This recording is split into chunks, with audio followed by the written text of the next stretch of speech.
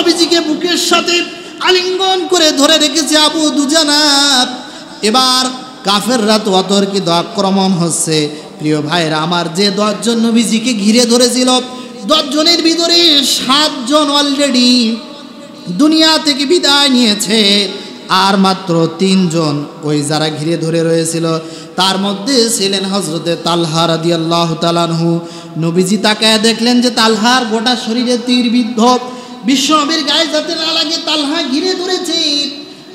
তালহা রাদিয়াল্লাহু আনহুর শরীরে 80টা তীরের আঘাত, আর হাতের 10টা আঙ্গুলে একটা আঙ্গুলও তার ভালো ছিল না, সব আঙ্গুল ক্ষত বিক্ষত হয়ে গেছে। গোটা শরীরে 80টা তীরের আঘাত লেগেছে নবীকে সেভ করার জন্যে। আল্লাহর নবীজি, বিশ্ব নবীজি কষ্ট পাচ্ছেন বেহুশ অবস্থায়।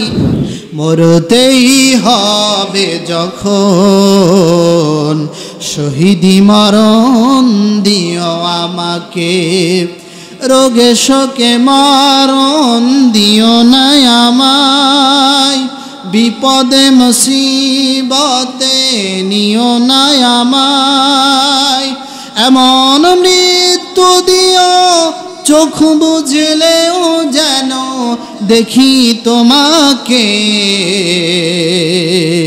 বিশ্ব নবীজি কথা শুনে চোখের পানি ফেলায় কাঁদছেন।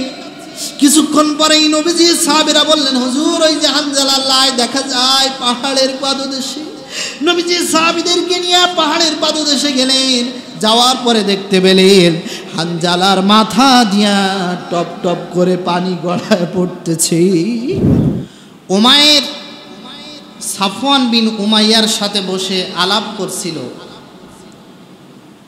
উমাইর বলল, দেখো বদর যুদ্ধে আমাদের যে সমস্ত ভাইয়েরা বন্দী হয়েছে, আমার যদি টাকা পয়সা থাকতো, আমার যদি বেশি পরিমাণে অর্থ থাকতো, তাহলে আমি এই বন্দীদেরকে মুক্ত করতাম। আমার যদি অর্থ থাকতো, আর যদি আমার এই পারিবারিকের দায়িত্বটা, পরিবারের দায়িত্বটা কেউ নেওয়ার মতো থাকতো, তাহলে আমি মদিনায় যে মোহাম্মদকে নিজ হাতে করে তরবারি দিয়ে কতল করে হত্যা করতাম। নাউজুবিল্লাহ বলেন। দুই কাফের তো কাফেরে কাফেরে বন্ধুত্ব আছে। উমাইরের এই কথা শুনে সাফওয়ান বিন উমাইয়া বলল, শোনো, তোমার ঋণের দায়িত্ব আমি নিলাম, আর তোমার পরিবারের দেখাশোনার দায়িত্ব আমি নিলাম।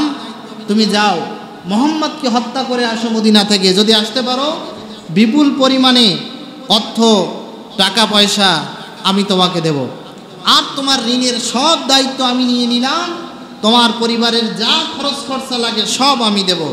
এই কথা মোতাবেক উমাইর রাজি হয়ে গেল। উমাইর খুশি হয়ে বলল যে আমার তরবারিতে আমি বিষ মাখাবো, এই বিষ মাখা তলোয়ার দিয়ে, বিষ মাখা তরবারি দিয়ে আমি নিজে যে মোহাম্মদকে দুনিয়া থেকে বিদায় করে দেব। এই বলে সাফওয়ান বিন উমাইয়ার সাথে ওয়াদাবদ্ধ হয়ে সে মদিনায় রওনা করেছে, চলে গিয়েছে। আল্লাহর নবীজি এই গোপন সংবাদ পেয়ে গেছেন, কারণ ষড়যন্ত্র করবে মানুষেরা, আর ওই ষড়যন্ত্র রুখিয়ে দেবেন আমার আল্লাহ। সুবহানাল্লাহ। আল্লাহ তাআলা নবীকে জানিয়ে দিয়েছেন। ওমর রাদিয়াল্লাহু তাআলা আনহুকে নবীজি বললেন, দেখো এই যে উমাইর আসতেছে আমাকে হত্যা করার জন্যে, দেখো উমাইর কোথায় আছে। উমাইরের কাছে তরবারি আছে, ওই তরবারিতে বিষ মাখানো আছে। ওমর রাদিয়াল্লাহু আনহু খুঁজতে খুঁজতে দেখে যে উমাইর হেঁটে আসতেছে, খুব ভদ্র মানুষ। ওমর রাদিয়াল্লাহু আনহু একটু রাগী স্বভাবের মানুষ, একবারে ওরে ধরে বলতেছে, তোর কাছে কি আছে বল, তুই কোন গুপ্তচর হয়ে এসেছিস মদিনাতে বল।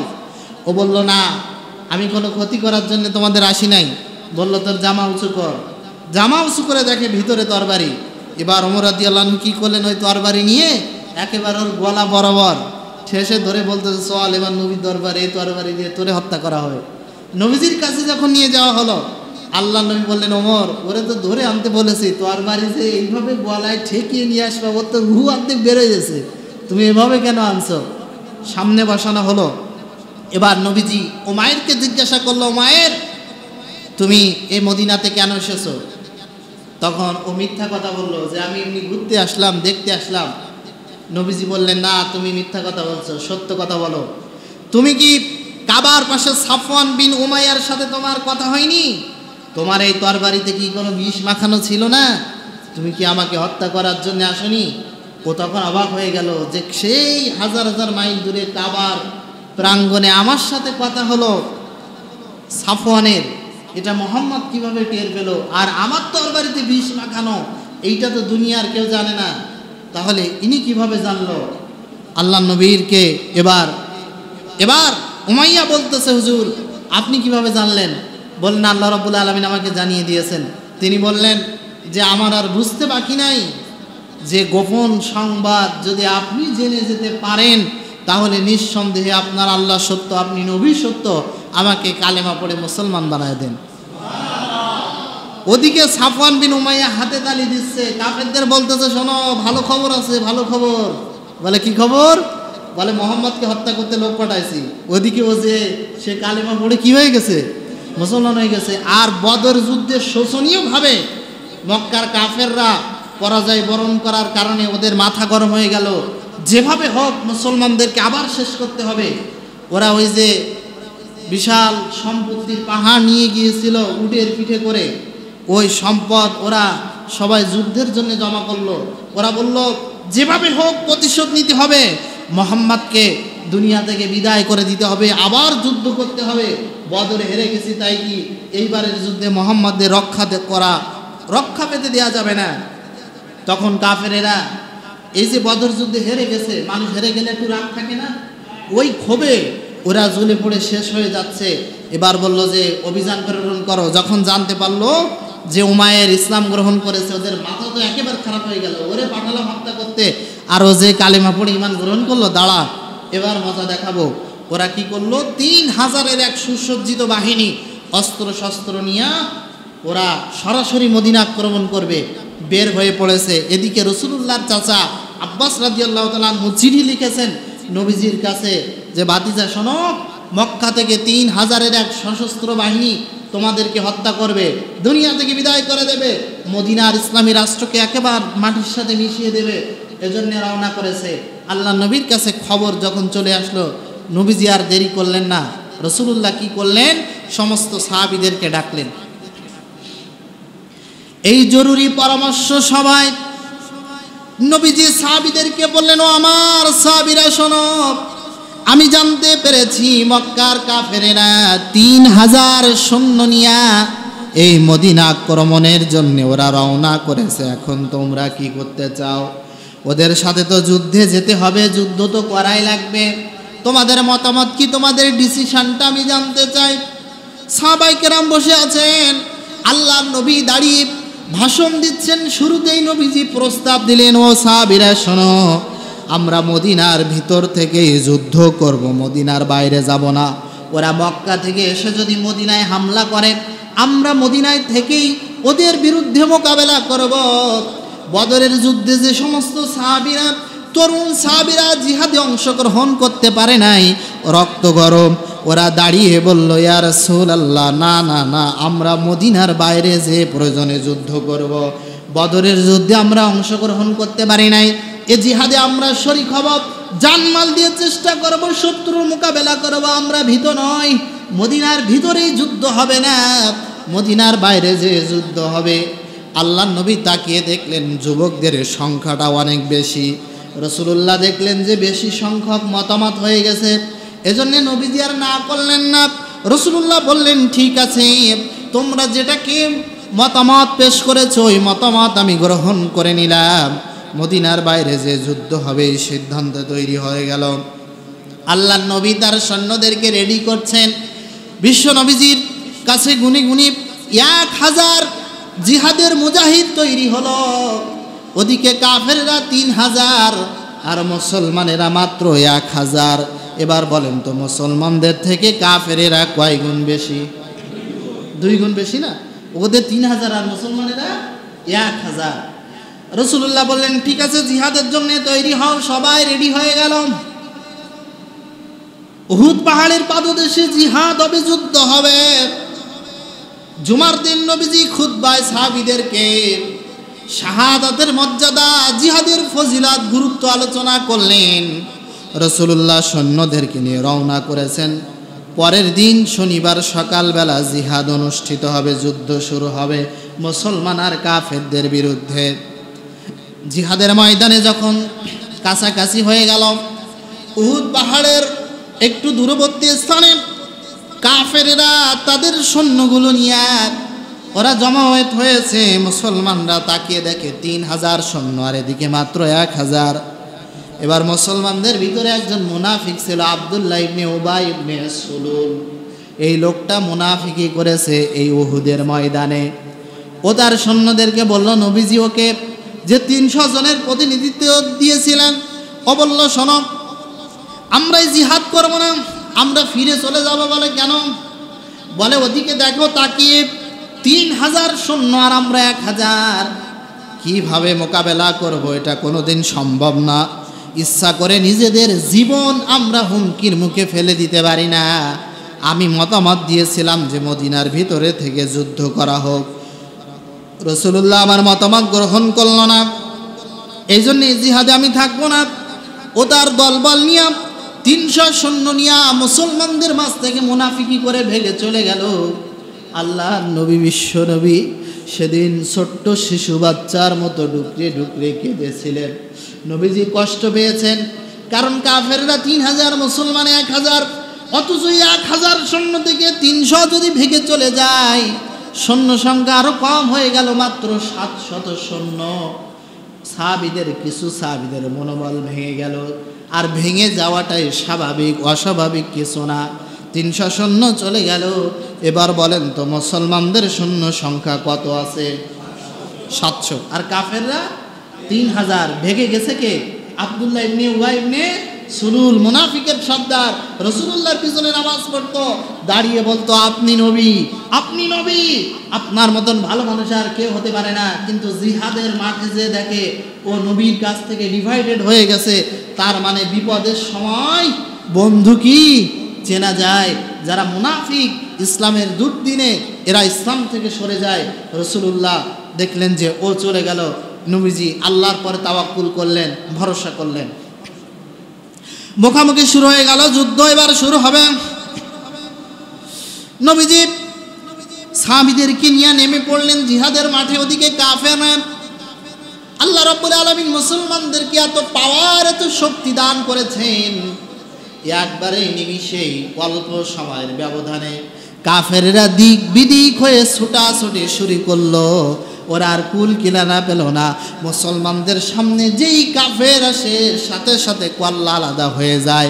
এই অবস্থা দেখে কাফেরেরা জিহাদের মাঠ থেকে পালায়ন শুরু করেছে।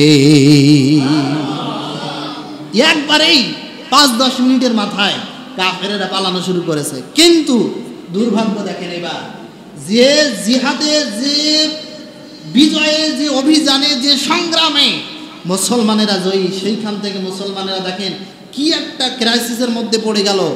মুসলমানেরা জয় লাভ করেও সেই জয়ের স্বাদ পেল না। কেন পেল না? রাসূলুল্লাহ সাল্লাল্লাহু আলাইহি ওয়াসাল্লাম এই উহুদ যুদ্ধের পাশ দিয়ে একটা গিরিপথ আছে, ছোট একটা রাস্তা।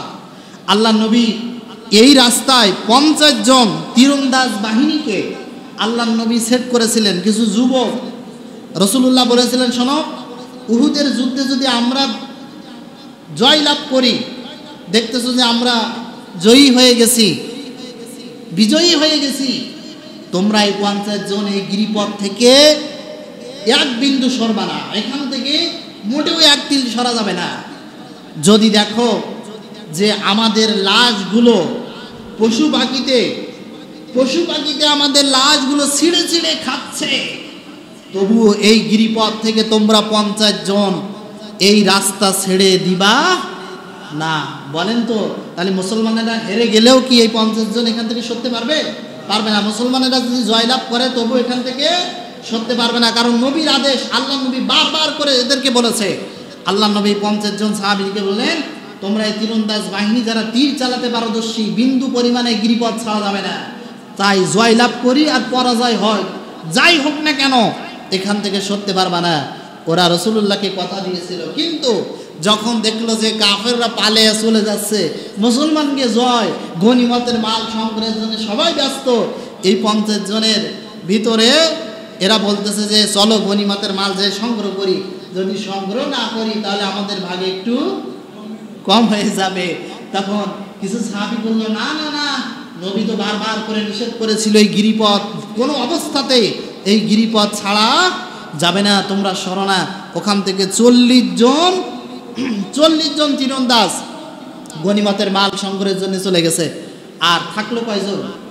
মাত্র 10 জন। এইবার দেখেন ঘটনাটা কি ঘটলো। যে জিহাদে মুসলমানেরা জয়লাভ করেছে সেই জিহাদে মুসলমানেরা দেখেন কি পরিমাণে মার খেল। খালিদ বিন ওয়ালিদ তখন ইসলাম গ্রহণ করেনি। আপনাদেরকে জানিয়ে রাখি, খালিদ বিন ওয়ালিদ ইসলামের এমন একজন বীর বাহাদুর ছিল, ইসলাম গ্রহণ করার আগে যতগুলো জিহাদ হয়েছে, যতগুলো যুদ্ধ হয়েছে, সব যুদ্ধেই সে জয়লাভ করেছে। এবং ইসলাম গ্রহণের পরে যতগুলো যুদ্ধে খালিদ বিন ওয়ালিদ অংশগ্রহণ করেছে তার জীবনে কোনো পরাজয়ের ইতিহাস নেই। আল্লাহু আকবার। সে বলল, শোনো, এই সামান্য আক্রমণে পালায় চলে যাচ্ছ কেন?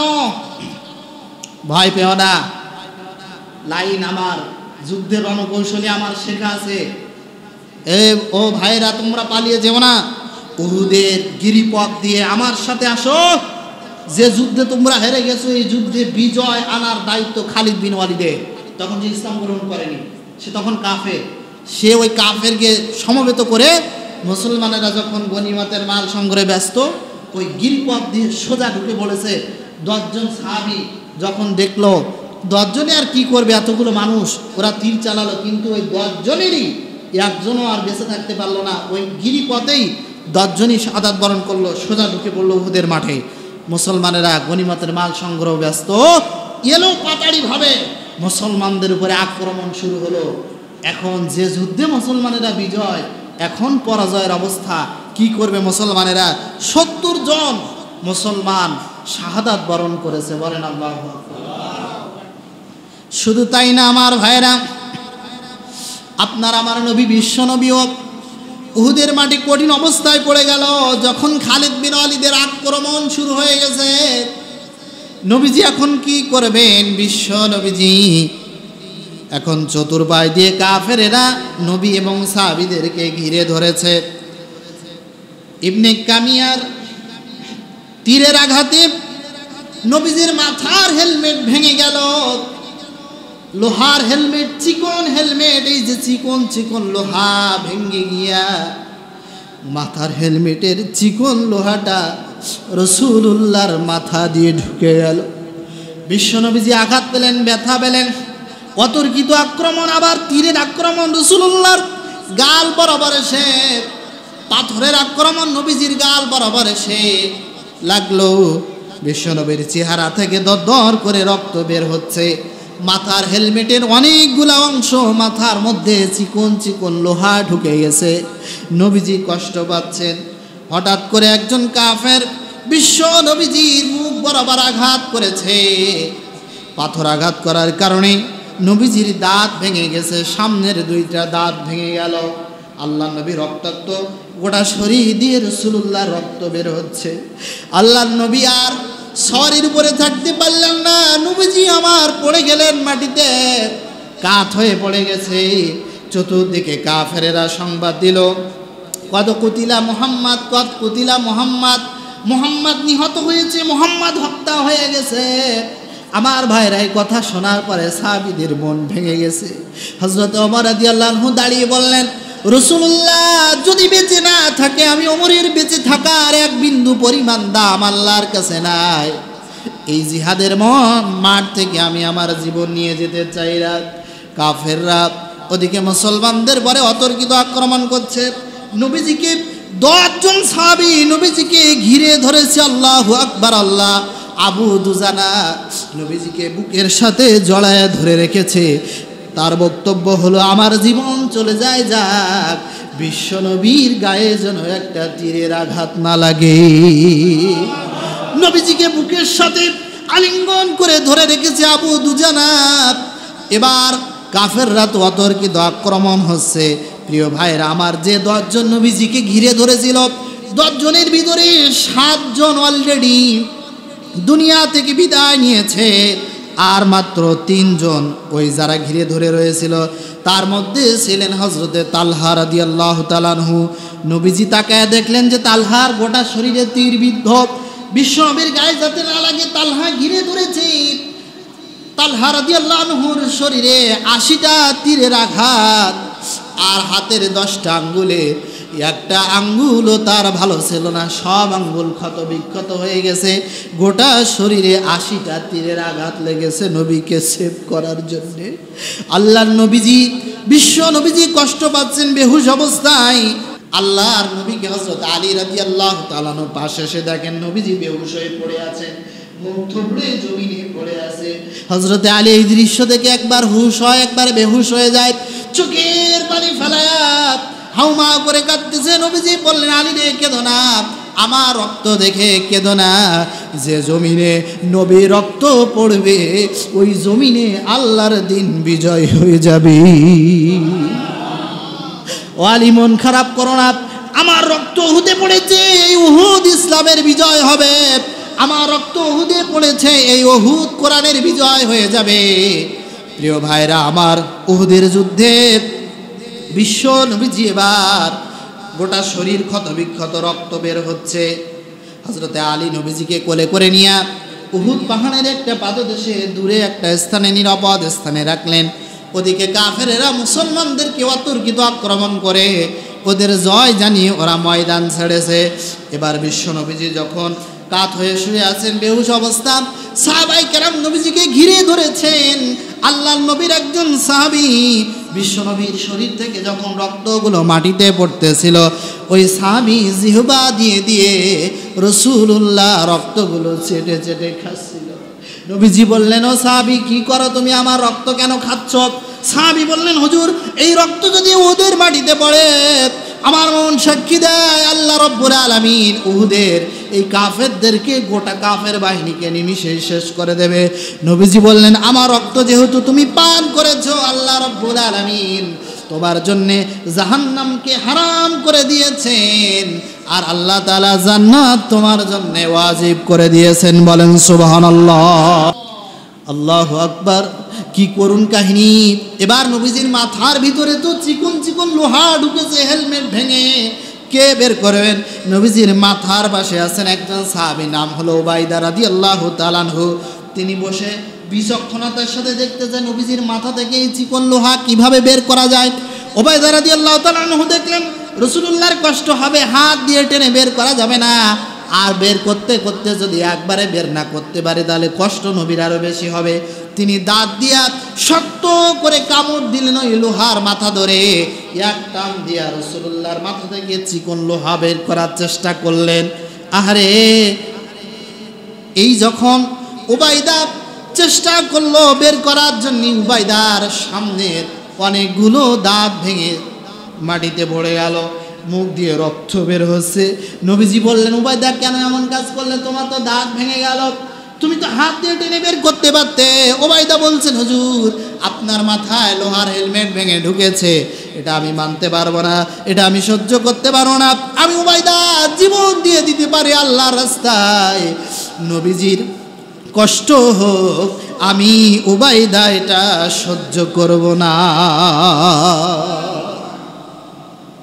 প্রিয় ভাইরা আমার, নবীজি বললেন যে সমস্ত সাহাবীরা জিহাদের মাঠে শহীদ হয়ে গেছে তাদের লাশগুলো খুঁজে খুঁজে বের করা। সাহাবীদের লাশগুলো খুঁজে খুঁজে বের করে এক জায়গায় করা হচ্ছে। এমন সময় একজন মহিলা এসে নবীজিকে সালাম দিলেন। আল্লাহর নবী সালামের জবাব দিলেন। মহিলা বলল, হুজুর আপনার কাছে আমার একটা দাবি আছে, একটা কথা আছে। বলে, কি কথা? বলে, জিহাদের মাঠে আমার স্বামী জিহাদের মাঠে অংশগ্রহণ করেছে, আমার স্বামী যদি জিহাদের মাঠে শহীদ হয়ে যায়, আমার স্বামীকে যেন গোসল না দিয়া তাকে যেন কবরে না দেওয়া হয়। নবীজি বললেন, কেন? যারা জিহাদের মাঠে শহীদ হয় তাদের তো গোসল করানো লাগবে না, বিনা গোসলে তাদেরকে কবরে দেওয়া হবে। কারণ নবীজি বলেছেন, যারা শহীদ হয়ে যাবে ওদের হাতে শরীরে রক্ত মাখা শরীর নিয়ে ওইভাবেই কবরে যাবে, আর ওইভাবে আল্লাহর সামনে দাঁড়াবে, আল্লাহর সামনে দাঁড়িয়ে সাক্ষ্য দেবে, আল্লাহ দিন বিজয়ের জন্যে দেখো আবার জীবন কোরবানি করে দিয়েছি। প্রিয় ভাইরা আমার, নবীজি বললেন তার গোসল কেন করানো লাগবে? ওই মহিলা বলতেছে, হুজুর আমার স্বামীর নাম হলো হানজালা, সে নতুন বিয়ে করেছে, আজকেই তার বাসর রাত ছিল, সে আমার সাথে সঙ্গম করেছে, মেলামেশা করেছে, তার উপরে গোসল ফরজ হয়ে রয়েছে। আবার স্বামী যদি জিহাদের মাঠে শহীদ হয়ে যায়, আমার স্বামীকে যেন গোসল না করায় কবরে দিবেন না। নবীজি বললেন হানজালার লাশটা খোঁজো।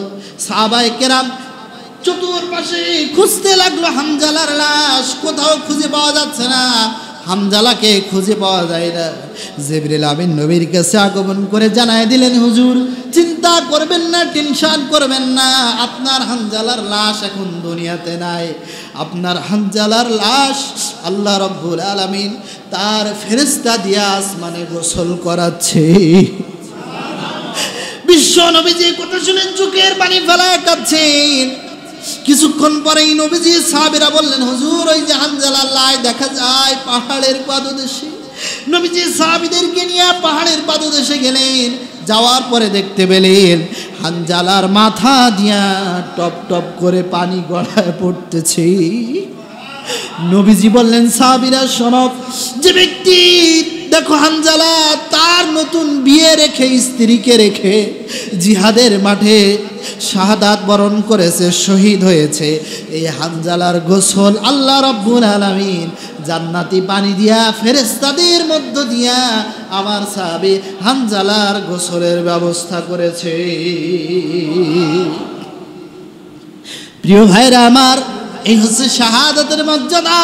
নবীজি বললেন, আমার হানজালা আমি দেখতে পাচ্ছি, আবার হানজালা জান্নাতের পাখি হয়ে ঘুরে বেড়াচ্ছে।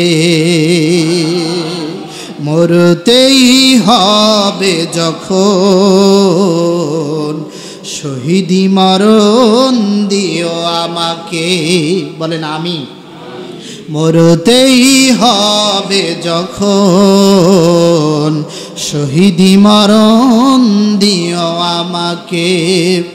রোগে শোকে মরণ দিও না আমায়, বিপদে মুসিবতে নিও না আমায়। এমন মৃত্যু দিও চোখ বুঝলেও যেন দেখি তোমাকে। বলেন মরতেই হবে যখন, শহীদি মরণ দিও আমাকে। বলেন আমিন। নবীজি বললেন, সাহাবীরা দেখো আর কার কার লাশ জমিনে পড়ে আছে। সাহাবায়ে কেরাম কিছু দূর যাওয়ার পরে দেখতে পেল এমন একজন ব্যক্তির লাশ পড়ে আছে জমিনে, তাকে চেনাই যাচ্ছে না, কারণ কাফেররা তাকে এমন ভাবে আক্রমণ করেছে, তার দেহটাকে 80টা টুকরা করেছে। রাসূলুল্লাহ দাঁড়ালেন, সে আর কেউ না, বিশ্ব নবীকে যিনি সব থেকে ছায়া দিয়ে রাখতেন, হযরতে হানজালা রাদিয়াল্লাহু তাআলা, হযরতে আমির হামজা রাদিয়াল্লাহু তাআলা আনহু, রাসূলুল্লাহর চাচা, তিনি সব থেকে নবীকে ছায়া দিয়ে রাখতেন। এত বড় ইসলামের বীর বাহাদুর ছিলেন আমির হামজা। তার দেহটাকে কাফেরেরা 80 টুকরা করে ফেলেছে। নবীজি চাচার কাছে যখন দাঁড়ালেন, চোখের পানি আর ধরে রাখতে পারলেন না, হাউমাউ করে ডুকরে ডুকরে নবী কাঁদে আমির হামজার রায় দেখে। পরবর্তীতে আল্লাহর নবী জানতে পেরেছিল যে ব্যক্তি আমির হামজাকে হত্যা করেছিল তার নাম ছিল ওয়াহাশী। এই ওয়াহাশী রাসূলুল্লাহর দরবারে কালেমা পড়ে মুসলমান হয়েছে, ঈমান গ্রহণ করেছে পরবর্তীতে।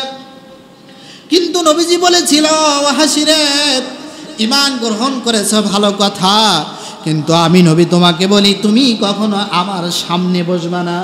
মসজিদে আসবা, নামাজে আসবা, ঠিক আছে, পিছনের কাতারে এক কর্নারে বসবা। ওয়াহাশী বলে, হুজুর কারণ কি?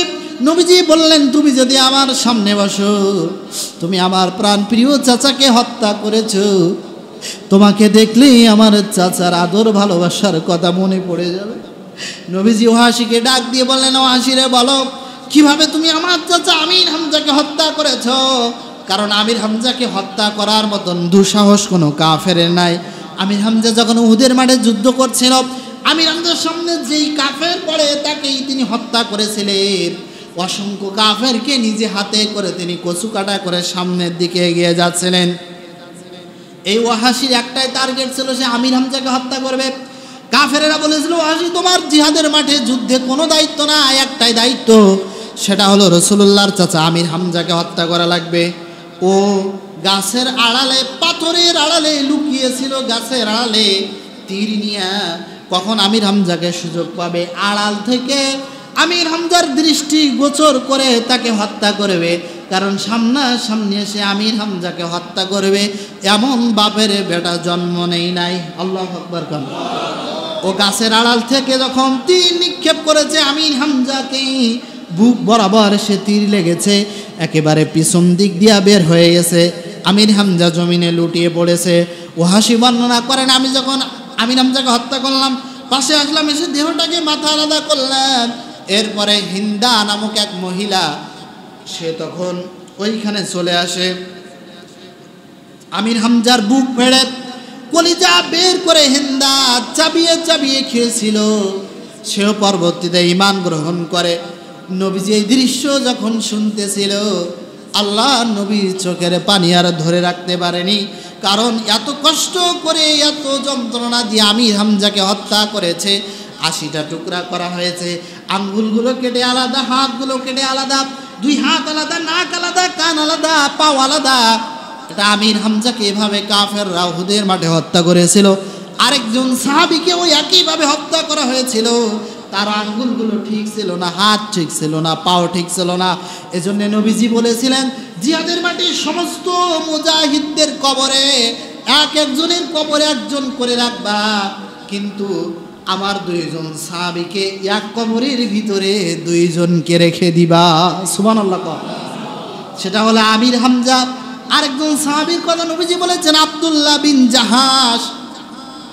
নবীজি বলেছেন, এই আব্দুল্লাহ বিন জাহাশ আর আমার চাচা আমির হামজাকে এক কবরে 2 জনরে রাখবা। কারণ আব্দুল্লাহ বিন জাহাশের হাত আঙ্গুলগুলো এক জায়গায় ছিল না, হাত আলাদা, পা আলাদা। কাফেরেরা তাদের কান কেটে আলাদা করেছিল, চোখ উবড়ায় ফেলেছিল, নাক কেটে আলাদা করেছিল। আব্দুল্লাহ বিন জাহাজ যখন জিহাদের মাঠে যায়, আল্লাহর কাছে একটাই দোয়া করেছিল, রব্বুল আলামিন, আমি আব্দুল্লাহ তোমার কাছে দোয়া করি, জিহাদের মাঠে যে আমি যাচ্ছি তোমার কাছে ফরিয়াদ করি, কাফেরেরা যেন আমার হাত কেটে নেয়, কাফেরেরা যেন আমার পা কেটে নেয়, আমার কান কেটে নেয়, আমার নাক কেটে নেয়, তবুও যেন কাফেরদের বিরুদ্ধে লড়াই করে নবীর সাথে জিহাদের মাঠে অংশগ্রহণ করে ইসলামের পতাকা ছিনিয়ে আনতে পারি। আল্লাহু আকবার। প্রিয় ভাইরা আমার, বিশ্বনবীর আরেকজন সাহাবীর লাশ খুঁজে পাওয়া গেল, তার নাম হলো মুসআব রাদিয়াল্লাহু তাআলা আনহু। বিশ্বনবীর একজন কলিজার টুকরা সাহাবী মুসআব। উহুদের ময়দানে তার দৃশ্য শুনলে আপনার গায়ের পশম খাড়া হয়ে যাবে। এই মুসআব রাদিয়াল্লাহু আনহু যখন জিহাদের মাঠে জিহাদ করতেছিল উহুদের প্রান্তরে কাফেরদের বিরুদ্ধে, কাফেরেরা মুসআবের ডান হাতে আঘাত করেছে, মুসআবের ডান হাত কেটে জমিনে পড়ে গেল। এবার কাফেরেরা মুসআবের বাম হাতে আঘাত করেছে, বাম হাত কেটে পড়ে গেল। এবার পাও আঘাত করলো, ডান পা, বাম পাও কেটে পড়ে গেল। মুসআব রাদিয়াল্লাহু আনহুর হাতে ছিল কালেমার পতাকা, উহুদের ঝান্ডা। ডান হাত যখন পড়ে গেছে, বাম হাতে ধরেছে, বাম হাত যখন পড়ে গেছে, তিনি দাঁত দিয়া এই ইসলামের পতাকা, ইসলামের ঝান্ডা তিনি কামড়িয়ে ধরে রেখেছে। এবার হাত চলে গেল, পাও চলে গেল, নাক কাটলো, কান কাটলো, তবুও তিনি কামড়িয়ে ধরে রেখে আছেন ইসলামের পতাকা। কাফেরেরা এবার মুসআবের গর্দান বরাবর আঘাত করলো। একজন সাহাবী বর্ণনা করেন, আমি দেখতে পাই মুসআবের গর্দান বরাবর আঘাত করার সাথে সাথে মুসআবের দেহ একদিকে আলাদা হয়ে গেল, মাথা আরেকদিকে আলাদা হয়ে গেল। কিন্তু আশ্চর্যের ব্যাপার, অবাক করা ব্যাপার, মুসআব রাদিয়াল্লাহু তাআলা আনহু দাঁত দিয়ে ইসলামের পতাকা কামড়িয়ে উঁচু করে ধরে রেখেছে। বলেন আল্লাহু আকবার। দাঁত দিয়ে কামড়িয়ে ইসলামের পতাকা ধরে রেখেছে। সেখান থেকে সে একজন সাহাবী ওই পতাকা ধরে যখন উঁচু করেছে, তখন তিনি সেই পতাকা ছেড়ে দিয়েছে, তার আগ পর্যন্ত ছাড়ে নাই। এটাই হচ্ছে নবীর সাহাবীদের ঈমান। আর আমাদের এমন ঈমান আনি, কখনো কোনো বিপদ আসে না, কেউ কিছু বলে না, হ্যাঁ ভালোই শান্তিতে আছি, ঠিক কি না? আর তাদের জীবনের ঈমান দেখে। প্রিয় ভাইরা আমার, আল্লাহ নবী সাহাবীদের লাশগুলো জড়ো করছেন। আরেকজন সাহাবীর লাশ পাওয়া গেল, নাম হলো আব্দুল্লাহ ইবনে জামুহ রাদিয়াল্লাহু তাআলা আনহু। তিনি ছিলেন খোড়া সাহাবী, লেংলা সাহাবী, ঠিক মতো হাঁটতে পারতেন না। উহুদের যুদ্ধের কথা যখন শুনল, পরিবারের লোকজনের সাথে পরামর্শ করল। স্ত্রী বলল, তুমি একজন ল্যাংড়া মানুষ, জিহাদের মাঠে যে কি করবা, তোমার দিয়ে তো কিছু হবে না। স্ত্রী একটু হাসতে হাসতে একটু ঠাট্টা করে তার স্বামীকে এমন কথা বলল। আব্দুল্লাহ ইবনে জামুহ মনে ব্যথা পেল, কষ্ট পেল, চোখ দিয়ে পানি বের হলো, আর আল্লাহর কাছে হাত তুলে একটা দোয়া করেছিল, আল্লাহুম্মা লা তারুদ্দুনি আহলি। আল্লাহ, আমি আব্দুল্লাহ ইবনে জামুহ তোমার কাছে দোয়া করি, জিহাদের মাঠে যেন আমি শহীদ হয়ে যাই, আর আমার এই লাশটাও যেন আমার বাড়িতে আর ফিরে না আসে। সুবহানাল্লাহ। এই দোয়া তিনি করেছেন, জিহাদের মাঠে শাহাদাত বরণ করেছে, তিনি শহীদ হয়েছেন। তার আপন দুই ছেলে জিহাদের মাঠের গাজী হয়েছেন, তারা শাহাদাত বরণ করেনি। বাবার লাশ নিয়ে যাবে বাড়িতে, উটের পিঠে বাবার লাশ তুলেছে, বাড়ির দিকে রওনা করবে। উট বাড়ির দিকে যাচ্ছে না, উট ডানে যাচ্ছে, বামে যাচ্ছে, পিছনে যাচ্ছে, কিন্তু বাড়ির দিকে, সামনের দিকে উট এক কদম অগ্রসর হচ্ছে না। দুই ছেলে উটকে পিটাচ্ছে, তবু উট ছোটাছুটি করে, এদিকে যাবে ওদিকে যাবে, কিন্তু সামনের দিকে রওনা হচ্ছে না, বাড়ির দিকে যাচ্ছে না। দুই ছেলে ব্যর্থ হয়ে রাসূলুল্লাহর কাছে এসে বলতে যে, হুজুর, আব্বার লাশ তো বাড়িতে নিতে পারতেছি না, আমাদের বড় ইচ্ছা ছিল যে আমার বাবা শহীদ হয়েছে, ঠিক আছে, আমার বাবার লাশটা আমাদের বাড়িতে কবরস্থ করব। নবীজি বললেন, সব